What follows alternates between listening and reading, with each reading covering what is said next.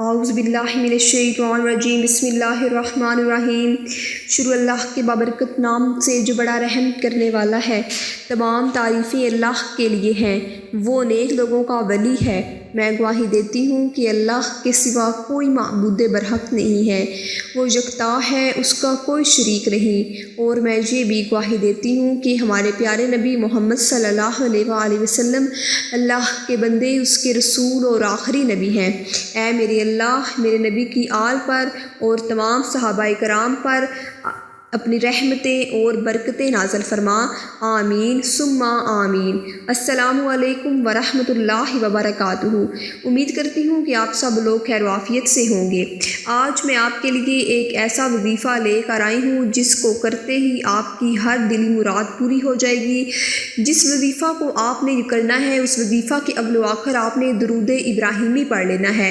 درود ابراہیمی آپ کو جس طریقے سے بتایا جائے گا، آپ نے اس طریقے سے یہ وظیفہ کر لینا ہے۔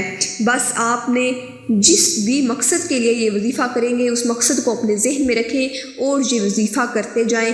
دیکھیں پھر اس وظیفہ کے کتنے زیادہ کمالات ہیں۔ تو آپ کو جس طریقے سے یہ وظیفہ بتاؤں گی، آپ نے اس طریقے سے یہ عمل کر لینا ہے۔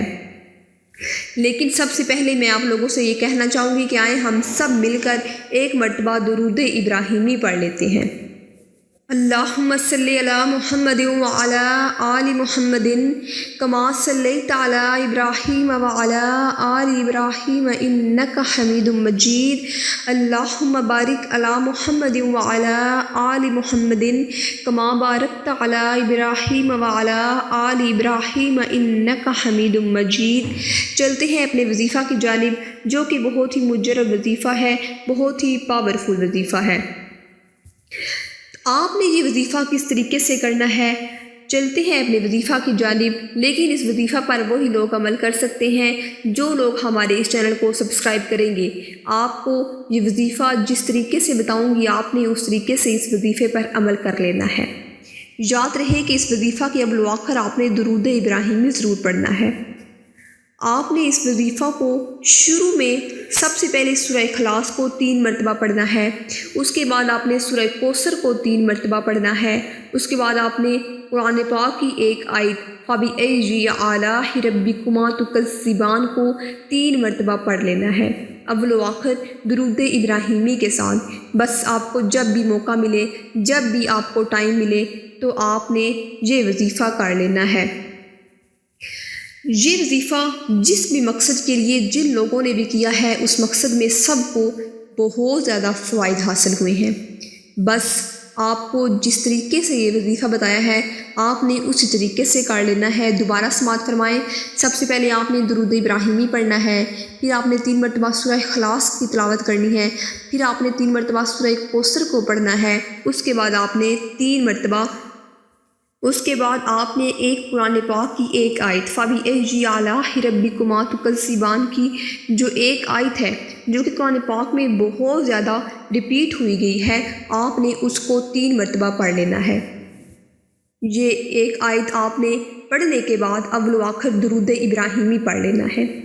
جو شخص اپنے وظیفہ کے اول و آخر درود ابراہیمی نہیں پڑھتا، اس کا جو وظیفہ ہے، جو اس کا مقصد ہے، وہ عرش باری تک نہیں پہنچ پاتا۔ اکثر لوگ شکوہ شکایت کرتے ہیں کہ ہماری دعائیں نہیں قبول ہوتی۔ سب سے بڑی غلطی تو وہ یہی کرتے ہیں کہ اپنے وظیفہ کے اول و آخر درود ابراہیمی نہیں پڑھتے، کیونکہ جو شخص اپنے وظیفہ کے اول و آخر درود ابراہیمی نہیں پڑھتا، اس کا مقصد، اس کی حاجت عرش باری تک نہیں پہنچ پاتی۔ پھر اس کی دعا کیسے قبول ہوگی جب وہ درود ابراہیمی نہیں پڑھے گا؟ تو آپ نے جب بھی یہ وظیفہ کرنا ہے، جب بھی آپ کو موقع ملے، آپ نے درود ابراہیمی پڑھنا ہے۔ جتنا ہو سکے درود ابراہیمی کو پڑھ لیں۔ درود ابراہیمی آپ پڑھتے جائیں گے، آپ کا جو مقصد ہے، جو آپ کی حاجت ہے، جو آپ کی دلی مراد ہے، وہ عرش باری تک پہنچے گی۔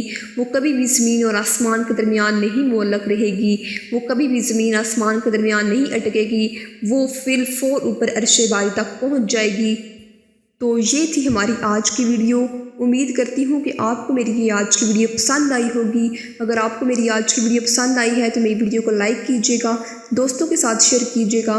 ملتی ہوں نئی نیکسٹ اسلامی ویڈیو کے ساتھ، ایک نئے وظیفے کے ساتھ۔ مجھے دیجیے اجازت۔ السلام علیکم ورحمۃ اللہ وبرکاتہ۔